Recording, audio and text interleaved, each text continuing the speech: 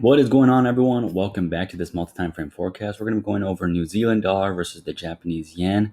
And before we get started, I want you guys to do one thing, and that's just like this idea. Not only does it support us, but it really does give others the opportunity to see these videos, not only learn from it, but potentially scrape away some pips. Last week we did 350, week prior 400, and the month cumulatively was 5,000 for the previous month. So if you guys are interested in learning how to take advantage of these particular setups and all the setups that we're taking, be sure to message us privately so that we can help you get started. That being said, we're on the monthly time chart. What we did is we went to the line chart and we were quickly looking at some trends.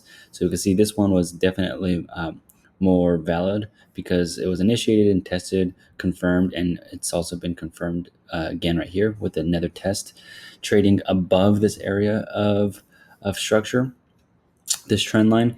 And in addition to that, we were looking at some critical areas of structure itself that would be relevant to where price is at or potentially could be going.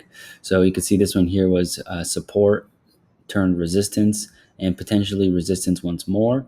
And then same thing with these areas of support right here. So we had just marked this up, and we can go to the line chart, or sorry, the candle chart, and we could see that we had a impulsive leg to the downside with a descending trend line and inside the channel. So we were looking for some shorting opportunities.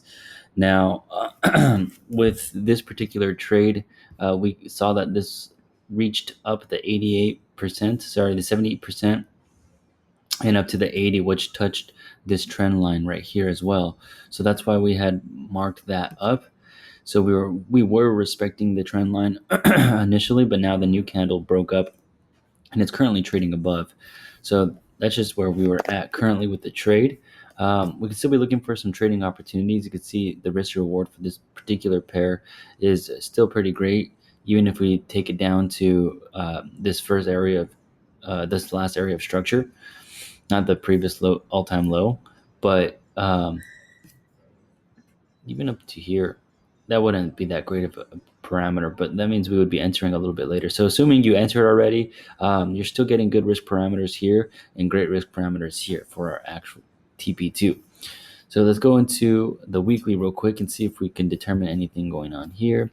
We could see just immediately that we had some support, we had some resistance, and depending on how price responds to this area, we could be seeing a break above, but you can see the previous candle closed below it, but we could see a break above and it stair step upward towards our stop loss.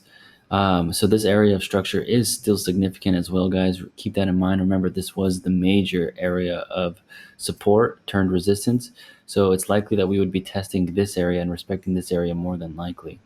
So we had this little channel coming in here. We did have a slight impulse to the upside, but once again, no major. Oh, actually, take that back. There's a pattern here.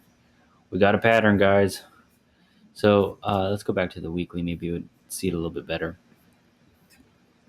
So with this particular pattern, we could see that we had just another W pattern. So that means we're likely going to make it up to the neckline.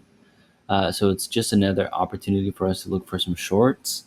And let's see if we can actually change this because it is a little.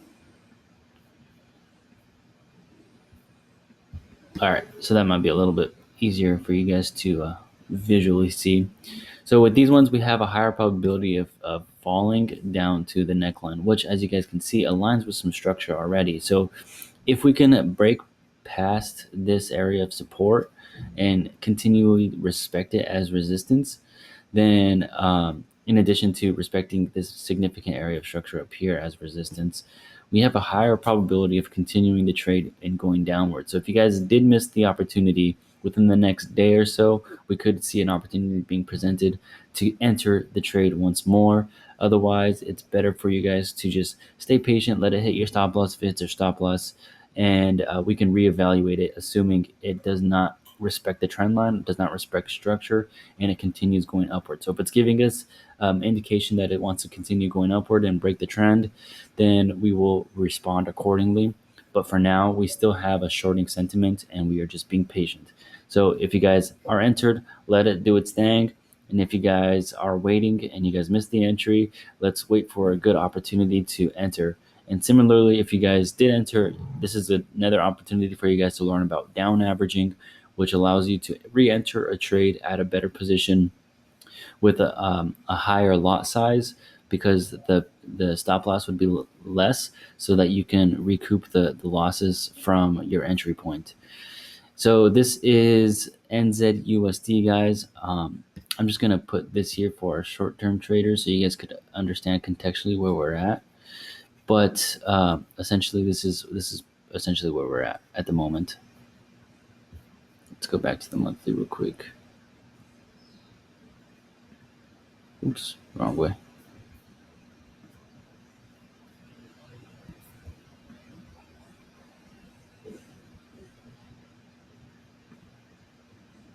All right, guys. So this is NZ Japanese yen. Remember, if you guys like these videos, find them useful, please comment and like the ideas. Share them if you can, and let us know what pairs you want us to cover in future videos, your ideas on this particular pair, and I'll see you guys in the next one. Bye.